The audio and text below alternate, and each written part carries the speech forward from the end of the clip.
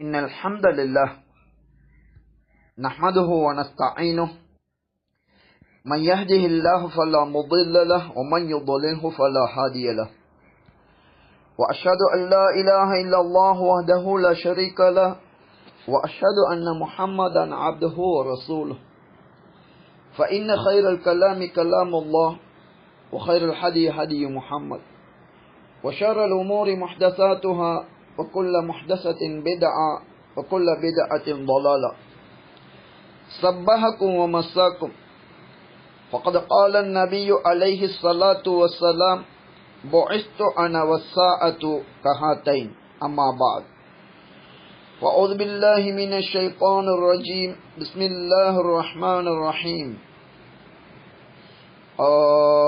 والقرآن المجيد بل أجبوا أن جاءهم منذر منهم فقال الكافرون هذا شيء عجيب نحن أعلم بما يقولون وما أنت عليهم بجبار فذكر بالقرآن من يخاف وعيد. அல்லாஹ்வை புகழ்ந்து அவன் தூதர் முஹம்மது அலைஹி ஸலாத்து வஸ்ஸலாம் அவர்கள் மீதும் அவர்கள் கொண்டு வந்த சத்தியத்தை உள தூய்மையோடு பின்பற்றி மரணித்த முஸ்லிம்கள் இறுதி நாள் வரைக்கும் அதே சத்தியத்தை தூய்மையுடன் பின்பற்றி மரணிக்கக்கூடிய ஒவ்வொரு முஸ்லிமின் மீதும் அல்லாஹுடைய சாந்தி உண்டாவதாக. அவர்கள் அனைவரையும் மன்னித்து அல்லாஹ் அவனது அருளால் அந்த அடியார்கள் எதிர்பார்க்கின்ற உயர் சுவனங்களிலே அவர்களை நுழைவித்தருள்வானாக. ஒட்டுமொத்த முஸ்லிம்களுக்குமான இந்த பிரார்த்தனையை புரிந்தவனாக, அதே நேரம் இலட்சியத்தில் வெற்றியடைவதற்கு அல்லாஹ் வைத்திருக்கின்ற அடிப்படை நிபந்தனையை நினைவுபடுத்தியவனாக, அவனால் அருளப்பட்ட வஹியாகிய குர்ஆன் சுன்னாவை உள தூய்மையோடு பின்பற்றி மரணம் வரைக்கும் அதிலிருந்து மரணிக்காமல் சுவனம் நுழைய முடியாது என்ற அடிப்படையை மனதிலே பதித்துக் கொள்ளுங்கள். அதன் நடைமுறை வடிவமாக மூல நூலாகிய அல் குர்ஆனிலே அல்லாஹ்வின் ஒரு உபதேசத்தை உங்களுக்கு நான் நினைவுபடுத்த விரும்புகின்றேன். படைத்தவனின் வார்த்தைகளுக்கு கவனமாக காது கொடுத்து கேளுங்கள். 5வது அத்தியாயத்தின் 67வது வசனம். யா அய்யுஹர் ரசூல் பல்லிக் மா உன்ஸில இலைக மிர் ரப்பிக். தூதரே, உமது ரப்பிடமிருந்து உமக்கு இறக்கப்பட்டதை எட்டி வைப்பீராக. வ இல்லம் தஃஅல் ஃபமா பல்லகத ரிசாலத்தஹ். அப்படி நீர் செய்யவில்லை என்றால் அந்த அல்லாஹ்வுடைய தூதை நீர் எட்டி வைக்காதவராவீர். வல்லாஹு யஅஸிமுக மினன் நாஸ்.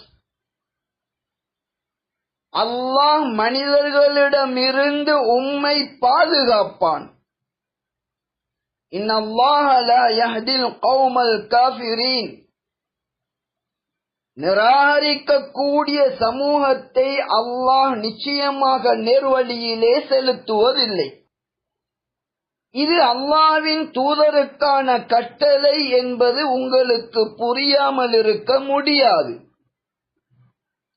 அதே நேரம் காலத்துக்கு காலம் ஒவ்வொரு சமூகத்திலும் சுவனம் செல்லும் பாதையை எட்டி வைக்கின்ற நபிமார்களை அனுப்பிய அல்லாஹ் இறுதி தூதரான முஹம்மது அலைஹி ஸலாத்து வஸ்ஸலாம் அவர்களோடு நபிமார்களின் வருகையை நிறுத்தியிருக்கின்றான்.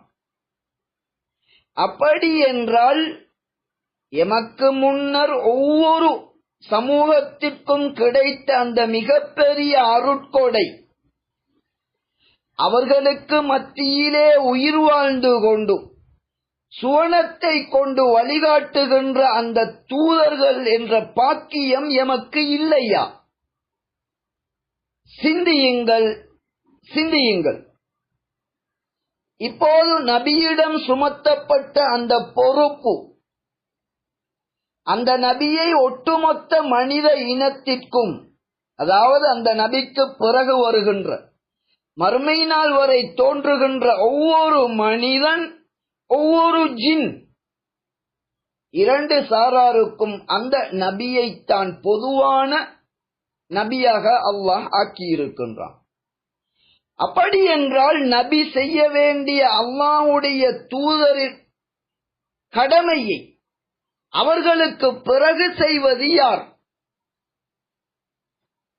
இந்த கேள்விக்கு பதில், அந்த நபி அவர்கள் எந்த வஹியை கொண்டு வந்தார்களோ, அல்லாஹ்வுடைய தூது, குர்ஆனும் அதன் விளக்க உரையான சுன்னா, நபியின் மரணத்திற்கு பிறகு இந்த சமூகத்தில் உள்ள அரைகுறைகள் அல்ல, நன்றாக கவனித்துக் கொள்ளுங்கள், அரைகுறைகள் அல்ல, குர்ஆன் சுன்னா என்ற வஹியை ஆழமாக விரிவாக கற்று அதனை மக்களுக்கு எத்தி வைக்கும் பொறுப்பை நபி அவர்கள் இந்த உம்மத்தின் உலமாக்களிடம் ஒப்படைத்து சென்றார்கள். ஆதாரம் தேவை என்றால் சஹீஹுல் புகாரியுடைய 100வது ஹதீஸை படித்துக் கொள்ளுங்கள். எனவே இந்த வசனம் என்பது நபி அவர்கள் அல்லாஹ்வின் தூதை மரணிக்கும் வரைக்கும் எத்தி வைத்தார்கள். அதன் பிறகு மறுமை நாள் வரைக்கும் அல்லாஹ்வின் தூதை எத்தி வைத்து அதனை பின்பற்றி ஒட்டுமொத்த சமூகத்திற்கும் அல்லாஹ்வின் வழிகாட்டலின்படி வழிகாட்டுகின்ற பொறுப்பு உலமாக்களை சார்ந்தது. இன்று இலங்கையில் நாம் வாழுகின்ற நிலையிலே இலங்கை ஆட்சி அதிகாரம் எப்போதும் கலிமா சொல்லுகின்ற சமூகத்தை கடந்து பெரும்பான்மையான மாற்று சமூகத்தின் கையிலே இருக்கின்றது. முஸ்லிம் விவாகரத்து சட்டம் என்ற ஒன்று முஸ்லிம் சமூகத்திற்கு இலங்கை அரசாங்கத்தினால் வழங்கப்பட்டுள்ளது. அதனை தாண்டி முஸ்லிம் உலமாக்களின் ஒன்றியம் என்ற ஒரு முஸ்லிம் சமூகத்திற்கான ஒரு அங்கீகாரத்தையும் வழங்கி இருக்கின்றது. நபியின் கடமையை உலமாக்கள் சுமக்க கடமைப்பட்டவர்கள் என்பதை முறையான உலமாக்கள் உட்பட உலமா சபையின் பொறுப்புதாரிகளும் அறிந்திருக்கின்றார்கள்.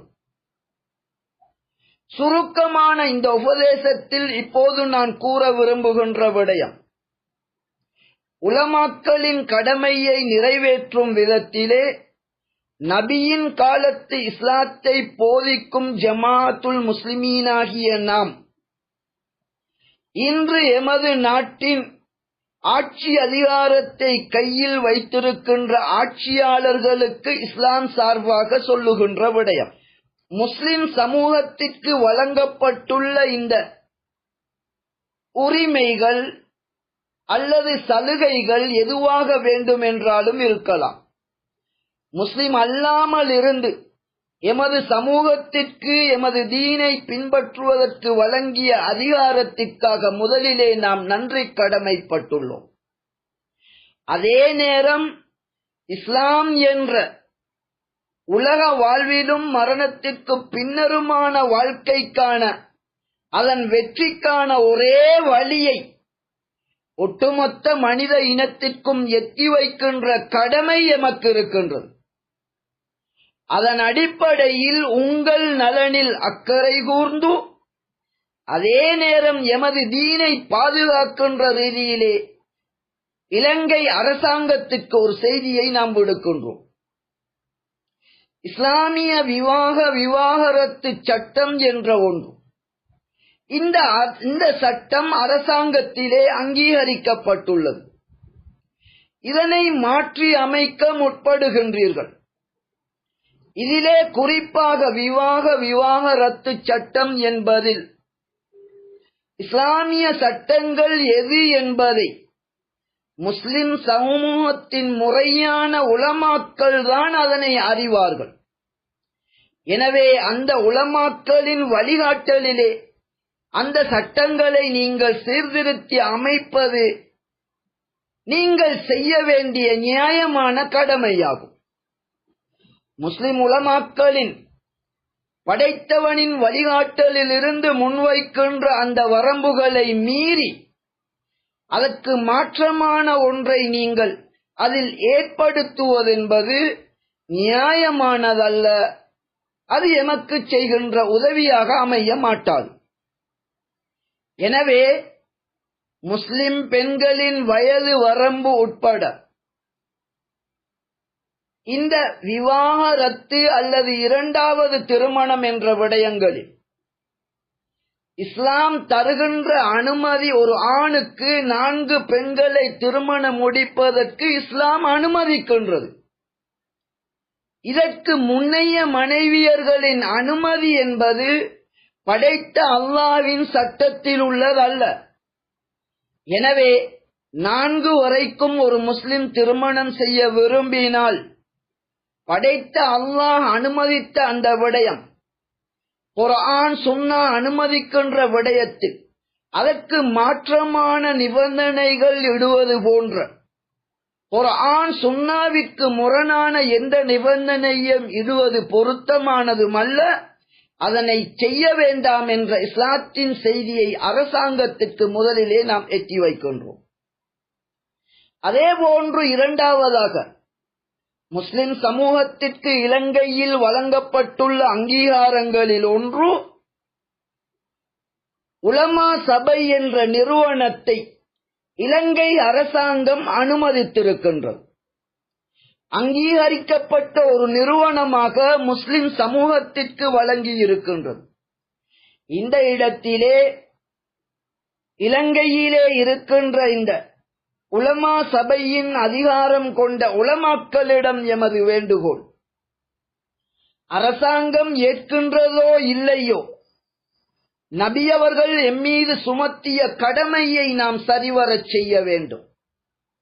அதுதான் குர்ஆன் சுன்னா என்ற வஹீயின் தீர்ப்புகளை ஆழமாக விரிவாக ஆதாரங்களுடன் ஆய்வு செய்து மதுஹபுகள் என்ற குறுகிய வட்டத்திற்குள் முடங்கி விடாது மதுஹபுகளின் இமாம்களின் இமாமான நபி முஹம்மது அலைஹி ஸலாத்து வஸ்ஸலாம் அவர்களுடைய ஷரியத் குர்ஆன் சுன்னா என்ற வகையிலிருந்து எப்போதுமே உலமாக்களாகிய எமது கடமையை நிறைவேற்றும் விதத்தில் அதனை யார் அங்கீகரித்தாலும் சரி, யார் அங்கீகரிக்காவிட்டாலும் சரி, அல்லாஹ்வின் தூதை நபி அவர்கள் எப்படி எத்தி வைத்துவிட்டு சென்றார்களோ அதே போன்று குர்ஆன் சுன்னா ஒளியிலே இஸ்லாமிய தீர்ப்புகளை எத்தி வைப்பது மட்டும்தான் எமது கடமையாகும்.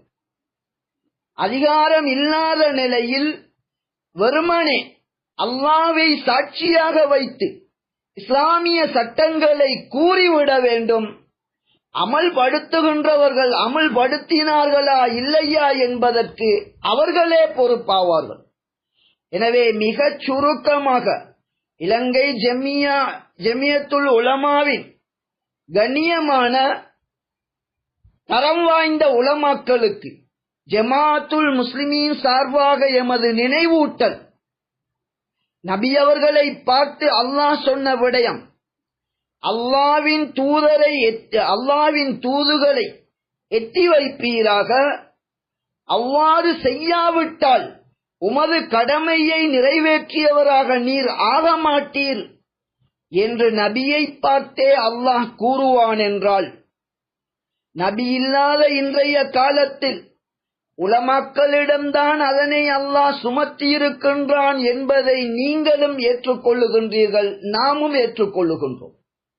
எனவே இப்படியான ஒரு காலகட்டத்தில் இஸ்லாத்திற்கு முரணான நிபந்தனைகளை அல்லது இஸ்லாம் இடாத நிபந்தனைகளை இஸ்லாமிய சட்டத்திற்குள் தெரிந்தோ தெரியாமலோ ஆட்சி அதிகாரம் புகுத்தும் என்றால் அந்த இடத்தில் வஹீயின் தீர்ப்பை சொல்லாது நாம் மௌனித்திருப்போம் என்றால், அரச அங்கீகார நிறுவனமான ஜெமியத்துல் உலமா சார்பாக அதற்கு துணை போவோம் என்றால் எம்முடைய கடமையை நாம் நிறைவேற்றியவர்களாக ஆக மாட்டோம் என்பதை உங்களுக்கு நாம் நினைவுறுத்துகின்றோம். அதே நேரம் நீங்கள் அறியாத விடயமும் அல்ல, பகிரங்க மன்றங்களிலே நீங்கள் இதனை ஏற்றிருக்கின்றீர்கள். எனவே மிக பணிவான, அன்பான, உறுதியான, ஒரு தெளிவான இன்றைய இலங்கை ஜெமியத்துல் உலமா சபையின் உலமாக்களுக்கான எமது நினைவூட்டல், எமது அழைப்பு, அல்லாஹ்வின் தூதை முறைப்படி எத்தி வைப்போம் வாருங்கள் என்பதாகும். மற்றொரு இது பற்றிய விடயம் இன்ஷா அல்லாஹ் இரண்டாவது ஹுத்பாவிலே தெளிவுபடுத்துகின்றோம். அல்லாஹ்வின் அச்சத்தையும் நாம் எதிர்பார்க்கின்ற சுவனத்தை அடைவதற்கான நிபந்தனையாகிய அல்லாஹ்வின் வஹியை பின்பற்றுகின்ற தன்மைக்காக அனைவருக்குமாக அல்லாஹ்வை நாம் பிரார்த்திப்போம். பிரார்த்தனை ஏற்றுக்கொள்ளப்படுகின்ற நேரங்களில் ஒன்றாக இது இருக்கின்றது. எனவே அவனிடம் நேர்வழியையும் உல தூய்மையோடு அதனை பின்பற்றி மரணிக்கின்ற பாக்கியத்தையும் உட்பட அவனிடம் பிரார்த்தியுங்கள். ஃபஸ்தக்ஃபிரூஹு இன்னஹு ஹுவல் கஃபூர் ரஹீம். இன்னல் ஹம்தலில்லாஹி நஹ்மதுஹு வ நஸ்தஈனுஹு மன் யஹ்திஹில்லாஹு ஃபலா முضل லஹு வ மன் யுضللஹு ஃபலா ஹாதிய லஹு வ அஷ்ஹது அன் லா இலாஹா இல்லல்லாஹு வஹ்தஹு லா ஷரீக லஹு வ அஷ்ஹது அன்ன முஹம்மதன் அப்துஹு வ ரசூலுஹு அம்மா பஅத். நபியின் காலத்து வஹியை தூய்மையாக போதிக்கக்கூடிய இன்றைய கால ஜமாஅத்துல் முஸ்லிமீனின் உத்தியோகபூர்வ வாட்ஸ்அப் குழுமத்திலே அக்துன் நிகாஹ் எனப்படுகின்ற திருமண ஒப்பந்தம், மற்றொரு பெண்ணை திருமணம் செய்யக்கூடாது என நிபந்தனையிட்டு அக்துன் நிகாஹ் என்ற விவாக ஒப்பந்தம் செய்யலாமா என்றும், அதேபோன்று இந்த விவாக ஒப்பந்தம் எப்படி இருக்க வேண்டும் என்றும் எமது உத்தியோகபூர்வ வாட்ஸ்அப் குழுமத்திலே ஒரு கேள்வி தொடுக்கப்பட்டுள்ளது. சில வேளை இந்த கேள்வி இப்போது எழுவதற்கு காரணம் MMDA எனப்படுகின்ற முஸ்லிம் விவாகரத்து சட்டம் என்ற இலங்கையின் சட்டம் திருத்தப்படுவதற்கான முயற்சிகள் மேற்கொள்ளப்படுகின்றன. இது பற்றி ஜெமியத்துல் உலமாவின் பொறுப்பு வாய்ந்த உலமா ஒரு சிலர் இது பற்றி பேசியுள்ளனர். அதிலே இந்த விடயம் பற்றி பேசுகின்ற போது, திருமண ஒப்பந்தத்தின் போது மற்றொரு திருமணம் செய்யக்கூடாது என்ற நிபந்தனை இடுவதை அங்கீகரிக்கும் ஒரு தொனியை ஜெமியத்துல் உலமா சபையின் உலமாக்களிடமிருந்து நாம் செவிமடுக்க கிடைத்தது. எப்படியோ வஹியின் வழிகாட்டல் பற்றி தொடுக்கப்பட்ட இந்த கேள்விக்குரிய சுருக்கமான தெளிவான ஆதாரத்துடன் கூடிய பதில் சஹீஹ் புகாரியிலே 2155வது இலக்கத்தில் உள்ள ஹதீஸ் இதற்கு ஆதாரமாகும். இஸ்லாம் அல்லாஹ் ஆண்களுக்கு கொடுத்த உரிமை ஒரே நேரத்தில் 4 பெண்களை மனைவியாக வைத்திருக்கலாம். இவ்வாறு 4 திருமணங்கள் செய்யும் போது இஸ்லாமிய அறிவு அற்ற பெண்கள் அல்லது அறிவிருந்தும் பெரும்பாலும் தீனிலே பலவீனமாக செயல்படுகின்ற பெண்கள், எவரேனும் ஒரு பெண் ஒரு ஆணை திருமணம் செய்யும் போது மற்றொரு திருமணம் நான் இருக்கும் வரைக்கும் செய்யக்கூடாது என ஒருவர் நிபந்தனையிட்டால் ஒரு முஸ்லிமான ஆண் தாராளமாக அந்த நிபந்தனையை ஏற்று திருமணம் செய்யலாம். திருமணத்தின் பிறகு மற்றொரு திருமணம் செய்ய அவர் நாடினால் தாராளமாக மற்றொரு திருமணத்தையும் அந்த முதல் மனைவி இருக்கின்ற நேரத்திலே செய்யலாம். இப்போது உங்களுக்கு குழப்பம் ஏற்படுகின்றது அல்லவா? திருமண ஒப்பந்தத்தின் போது ஒரு வாக்குறுதியை கொடுத்துவிட்டு நாம் முறிக்கின்றோமே, இதனை செய்யலாம் என நீங்கள் எப்படி கூறுவீர்கள் என்று கேள்வி எழலாம்.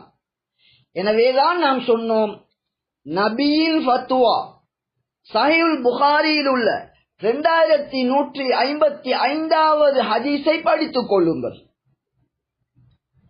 இப்போது நீங்கள் சுருக்கமாக விவாக ஒப்பந்தம் என்கின்ற அக்துன் நிக்காஹ் எப்படி இருக்க வேண்டும் என்று கேட்டீர்கள். அது இப்படித்தான் இருக்க வேண்டும் என்று ஒவ்வொன்றையும் குறிப்பிட்டு கூற முடியாது. விவாகம் என்பது மனிதர்களுக்கு அவசியமான உலக காரியங்களில் உள்ளவை என்பதை முதலிலே புரிந்து கொள்ள வேண்டும். வியாபாரம், கல்வி, விளையாட்டு, இதுபோன்ற உலகிலே தேவைப்படுகின்ற விடயங்கள் அப்படி ஒரு வகை இருக்கின்றன. அவற்றிற்கு இஸ்லாம் வரம்புகளை தந்திருக்கின்றது. தடுக்கப்பட்ட விடயங்களை அதிலே புகுத்திவிடக் கூடாது. குர்ஆன் சுன்னாவின் வழிகாட்டலுக்கு முரணாக அமையக்கூடாது. இப்போது நபியின் காலத்திலே அடிமைகள் இருந்தார்கள். அடிமையை ஒருவர் விலை கொடுத்து வாங்கி அவருக்கு சுதந்திரம் அளித்தால் என்றாவது ஒரு நாள் அந்த அடிமை மரணிக்கின்ற போது அவர் விட்டு செல்லுகின்ற சொத்துக்கள் யார் அந்த அடிமையின் உரிமையாளராக இருந்தாரோ அவருக்குரியதாகும். இது இஸ்லாமிய சட்டம். நபியின் காலத்திலே ஒருவர் அடிமையை விற்க முற்பட்ட போது ஆயிஷா ரலியல்லாஹு அன்ஹா அவர்கள் வாங்குவதற்கு கதைக்கின்றார்கள். குர்ஆன் சுன்னாவின் நிபந்தனைக்கு முரணாக நீங்கள் அதனை வாங்கினாலும் அந்த அடிமை மரணித்ததன் பிறகு அவருடைய சொத்து எமக்கு வர வேண்டும் என்ற நிபந்தனையை விதித்தார்கள். நபியிடம் ஆயிஷா ரலியல்லாஹு அன்ஹா அவர்கள் இது பற்றி கேட்டார்கள். மேலே நான் பதில் சொன்னது போன்று நபி அவர்களும் இந்த அர்த்தமற்ற நிபந்தனையை ஏற்றுக்கொண்டு அந்த அடிமையை வாங்கி உரிமையிடுவீராக. குர்ஆன் சுன்னாவிற்கு முரணான அந்த நிபந்தனைக்கு எந்த பெறுமதியும் கிடையாது. அது பாத்தில், அது அசத்தியம். எனவே அவர்கள் இடுகின்ற நிபந்தனையை ஏற்று அதனை வாங்குவீராக. அதே நேரம் அதன் பிறகு அந்த அடிமை மரணித்தால் அவருடைய சொத்து உமக்குத்தான் வரும். அது அல்லாஹ்வுடைய வேதத்தின் தீர்ப்பு என கூறினார்கள். எனவே சுருக்கமான தெளிவான பதில், தெரிந்தோ தெரியாமலோ மதிப்பிற்குரிய உலமாக்கள் அரசாங்கத்தின் பிழையான ஒரு செயலை குர்ஆன் சுன்னாவின் சட்டத்தை எடுத்து கூற கடமைப்பட்ட அவர்கள் இந்த MMDA என்ற சட்ட திருத்தத்தில் உள்ள சத்தியத்திற்கு முரணான விடயத்தை அங்கீகரிக்கின்றார்கள். எனவே அல்லாஹ்வின் தூதை எத்தி வைப்பதிலிருந்து நாம் தவறிழைக்கின்றோம் என்பதை புரிந்து கொள்ள வேண்டும். ஒரு ஆணை திருமணம் செய்கின்ற பெண் நான் இருக்கும் போது மற்றொரு பெண்ணை திருமணம் செய்யக்கூடாது என நிபந்தனையிடுவது தவறானது. தவறு என்று தெரிந்தும் ஒருவர் இந்த பிழையை செய்வார் என்றால் ஒரு முஸ்லிம் அவருடைய பிழையான நிபந்தனையின் அடிப்படையில் அக்துன் நிக்காஹ் விவாக ஒப்பந்தம் செய்யலாம். செய்ததற்கு பிறகு குர்ஆன் சுன்னாவிற்கு முரணான நிபந்தனையை இவர் நிறைவேற்ற தேவையில்லை. ஏனென்றால் இஸ்லாத்திலே அந்த குர்ஆன் சுன்னாவிற்கு முரணான நிபந்தனைக்கு மதிப்பு கிடையாது. எனவே சுருக்கம், அக்துன் நிக்காஹ் என்ற விவாக ஒப்பந்தம் எமக்கு வசதியான ஆகுமான எந்த ஒரு நிபந்தனையையும் இடலாம். ஆனால் அந்த நிபந்தனைகள் வஹியாகிய குர்ஆன் சஹீஹான ஹதீஸிற்கு முரணாக இருக்கக்கூடாது. குர்ஆன் சுன்னாவிற்கு முரணான நிபந்தனைகள் விவாக ஒப்பந்தம் மட்டுமல்ல, உலகிலே எந்த ஒரு காரியத்திற்காக நாங்கள் ஒப்பந்தம் செய்தாலும் அது 100 நிபந்தனையாக இருந்தாலும் குர்ஆன் சுன்னாவிற்கு முரணான நிபந்தனைகளை இடக்கூடாது என்பதை நாம் தெரிந்து கொள்ள வேண்டும். அப்படி யாராவது ஒருவர் இதுபோன்ற உலக காரியங்களில் குர்ஆன் சுன்னாவிற்கு முரணான நிபந்தனை இட்டால் இஸ்லாமிய தீர்ப்புகளின் போது அந்த குர்ஆன் சுன்னாவிற்கு முரணான நிபந்தனைக்கு எந்த மதிப்பும் கிடையாது. இதுதான் இஸ்லாமிய வழிகாட்டலாகும். அதே நேரம் தன்னை திருமணம் முடித்த ஆண் தான் இருக்கும் போது மற்றொரு பெண்ணை திருமணம் செய்வதை சகிக்க முடியாத பெண், அவளுக்கு என்ன உரிமை தருகின்றது? அவளுக்குரிய உரிமை, அவள் விரும்பினால் இதிலும் நபி அவர்கள் செய்தது போன்று நபியின் மகள் இருக்கத்தக்க எதிரியின் மகளை திருமணம் செய்வதன் மூலம் தனது மகளுக்கு தீனில் கூட பாதிப்பு ஏற்படும் என்ற போது என்னுடைய மகளை நீங்கள் தலாக் சொல்லிவிட்டு எதிரியின் மகளை திருமணம் செய்து கொள்ளுங்கள் என நபி அவர்கள் அனுமதி கொடுத்தார்கள். இதே போன்று ஒரு முஸ்லிமான பெண் தனது கணவர் தான் இருக்கும் போது இன்னும் ஒரு பெண்ணை திருமணம் செய்கின்ற போது இந்த முதல் மனைவி அதனை விரும்பாவிட்டால் அவளுக்கு இருக்கின்ற அனுமதிக்கப்பட்ட இலகுவான வழிமுறை தான் அந்த கணவனிடமிருந்து ஹுலு என்ற விவாகத்திலிருந்து விடுபடுவதைத்தான் இஸ்லாம் கூறுகின்றதே ஒழிய குர்ஆன் சுன்னாவிற்கு முரணான நிபந்தனை இடுவதற்கு எந்த ஒரு முஸ்லிமுக்கும் அதிகாரம் கிடையாது. எனவே சுருக்கம், விவாக விடயத்திலே ஒரு திருமணம் செய்கின்ற ஒரு பெண் அல்லது விவாக ஒப்பந்தம் விடயத்திலே எப்படி அது அமைய வேண்டும் என்பதற்குரிய சுருக்கமான தெளிவான பதில் குர்ஆன் சுன்னாவின் சட்டங்களுக்கு முரணாக அமையக்கூடாது. உலகிலே எமது வசதிக்கான எந்த ஒரு நிபந்தனையையும் இடலாம், ஆனால் அது குர்ஆன் சுன்னாவிற்கு முரணாக இருக்கக்கூடாது என்பதுதான் விவாக ஒப்பந்தம் உட்பட உலக காரியங்களில் இரு சாரார் செய்கின்ற ஒப்பந்தங்கள் அதிலே இஸ்லாம் தருகின்ற நிபந்தனைகள் ஆகும். எனவே இந்த சட்டத்தை இலங்கை அரசாங்கம் என்பது திருத்தி அமைக்கும் போது, இரண்டாவது திருமணம் செய்கின்ற போது அதனை தடை செய்வதாக முதல் மனைவி நிபந்தனை இடுவதை இஸ்லாம் ஒருபோதும் அங்கீகரிக்காது. சத்தியத்தை சொல்ல கடமைப்பட்ட இலங்கை ஜமியத்துல் உலமா இந்த விடயத்தை அரசாங்கத்திற்கு எடுத்து கூறுவது கடமையாகும். அதன் பிறகும் அப்படியொரு சட்டத்தை அவர்கள் இயற்றினால் உலமாக்களுடைய எமது கடமை முடிந்துவிடும். இந்த விடயம் உட்பட பல்வேறு அடிப்படை விடயங்களிலே வஹியை கொண்டு வழிகாட்டுகின்ற அந்த நேர்வழியிலே ஒன்றுபட வருமாறு ஜமியத்துல் உலமா உட்பட கலிமா சொல்லுகின்ற சமூகத்தின் ஒட்டுமொத்த உலமாக்களையும் அழைத்தவனாக இந்த உபதேசத்தை நிறைவு செய்கின்றேன். உல தூய்மையோடு வஹியை பின்பற்றி நபியின் காலத்தை போன்று ஒரு இமாமின் கீழ் ஒன்றுபட்ட சமூகமாக இருந்து மரணிக்கும் பாக்கியத்தை அல்லாஹ் எம் அனைவருக்கும் தந்தருள்வானாக. அகூலு ஹாதா வ அஸ்தக்ஃபிருல்லாஹ் லி வ லிசாயிரில் முஸ்லிமீன வல் முஸ்லிமாத்.